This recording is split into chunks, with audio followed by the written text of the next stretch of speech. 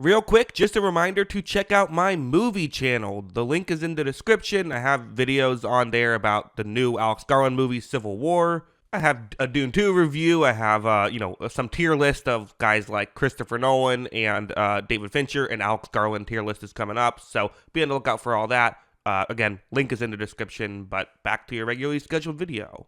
All right, let's talk some running backs, why don't we? These are going to be my top 5 running backs entering the 2024 NFL Draft. The reason why I'm only doing 5 is, listen, I don't think this is a great running back class. I really don't. I don't think there's a lot of game-changing running backs. I think there's a couple that are really interesting. So, and honestly, even do the top 5 list, I still think that, there's some, I'm not sure if you would make a top 5 list in most years, or make a top 7 list in most years, but given kind of the weaker class that I think it is, that's kind of how I view it. Running backs is the one position I feel like I've kind of had a pretty good job at evaluating over the years, which is weird because I'm also someone who kind of screams don't draft running backs, but I have a pretty good history of evaluating these guys. So we'll see if I blow it this year, which I'm bound to have some misfires soon. So we'll see if it happens. You could debate I had misfires last year, but yeah, let's just get into it. I'm going to Blake Corum out of Michigan, a guy who. Listen, his physical traits don't exactly scream, NFL player. He's a 5'8" guy, 213 pounds, not a huge player. Honestly, even looks a little smaller when you watch him. It is out of Michigan, so I guess you get some championship pedigree there. So he's interesting. He was someone who, in 2022, he was Pro Football Focus's highest rated running back. I think that if he came out, then I wonder if he's talked about as a higher draft pick than he, currently is. Because he fell to 60th in 2023. Now, when it comes to PFF grades for running backs in college, I don't care. There's no evidence to support that at that position they translate to the NFL, so I don't really pay attention to it. So you still might be wondering, okay, is he just a good college player who won't be a great NFL player? A little bit. I think that there's probably something to that. I think he does a good job of following his blockers well, gets the yards that the offensive line can get for him. There's just the issues of he's not huge. He doesn't have great physical traits, and I don't know if he can kind of make up for that at the NFL level to be a great running back. I think he could be a quality guy. One thing as well is not a great blocker. He's not some of these guys I'm like, they're off my draft board because they can't block. That's one thing that I think part of why I've done a decent job at this over the years is it seems like very few people pay attention to blocking. I am someone who pays a lot of attention to that because at the end of the day, NFL coaches aren't going to want a halfback who can't block. If you can't make the blocks, they're not interested in you. Corum wasn't great at blocking. He wasn't a disaster. He was passable at blocking in college. I think the issue is, seemed like guys really overpowered him a lot in college. At the NFL level, are they just going to ragdoll him around? That's my concern. So, those are the concerns. That's why he's at number 5, but still a draftable prospect for sure. And I think that there's still intrigue to be had with him. I'm just not super interested in him, so that's why he's at 5. Number 4 is a guy who, if you just watch the highlights, you might have as your running back 1. He's explosive, he's shifty, and can be amazing once he gets into open space. All that stuff is really good. So he's someone who I think is definitely an interesting player, and I think given the right circumstance, absolutely would be worth a draft pick.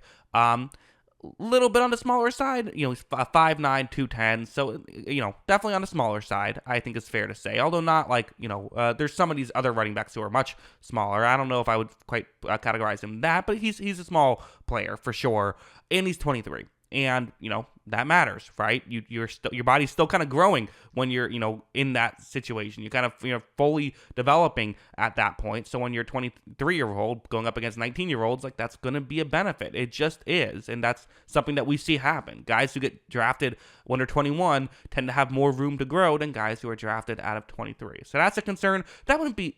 Neither of those are massive concerns. He maybe would be higher on my list if it wasn't for the blocking. Blocking is bad. He's one of those guys where it's that's just going to have to get fixed. And if you're drafting him with the expectation you can make him a better blocker.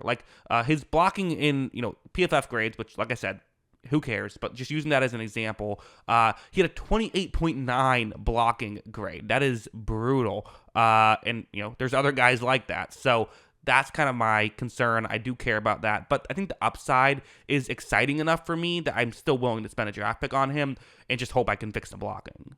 Number 3 is a guy who many have at number 1 on their board. I do not. I have him at number 3, but I do think these are to me, the top 3 are the top 3. These are the running backs that I feel like are really exciting. If as a Tampa Bay fan, if my team drafts either of these guys, I am going to get excited about it. There's really very, very little low lights with Benson. He's not someone who you look at and say, well, here's the issue. No, good size, 6'1", 233, so looks like a running back.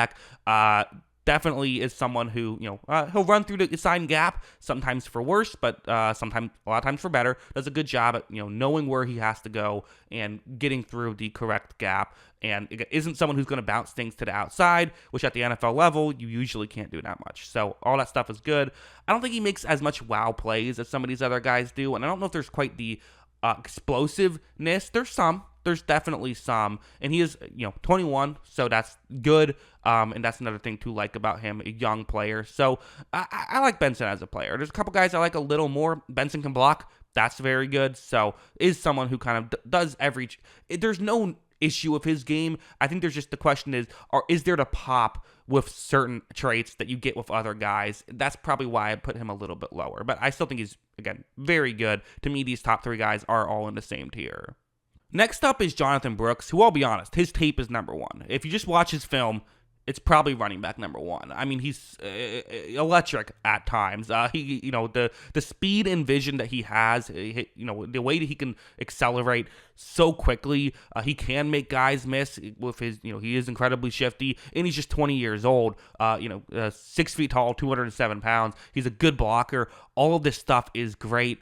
He's coming off a torn ACL and doesn't have a super high snap count. Again, who's replacing Bijan Robinson, so didn't get a lot of playing time prior to it. So that's why I'm not as concerned about the low snap count prior to last year. But the ACL injury, it's it's concerning. It just is. I know kind of everyone feels like people come back from ACL injuries all the time. Well, sure. But there is still that concern. For me, that's enough to probably drop him to number 2, even if I like his tape probably as good as number 1. It's certainly a tiebreaker for me. But number 1 for me is Jaylen Wright out of Tennessee, who I was really impressed with. I'm surprised people aren't talking about him more, I guess. I mean, I don't know. Someone who can pick up a blitz, good blocker. I think that, again, you talk about the vision's great. His speed is great. I think that he is someone who, the one knock you can maybe say is he's not quite as big as these other backs. He's not small, 5'11", 210, that's fine. It's not quite as tall as some other guys. That's fair. Totally fair to say. Not as quite as big as some other guys, but it didn't really seem to affect him too much in college. He's definitely someone who would not go down easy. And again, the highlights are stunning with Jaylen Wright. So, I think you could make an argument for any of the top 3, and it probably comes down to what situation are you in when you want to draft the top 3. If, all situations were equal and I had one back to pick, I do think Jaylen Wright would be my guy. But yeah, that's what I think about all this. What do you think? Let me know in the comments below. Always love hearing from y'all. And of course, as always, thanks for watching.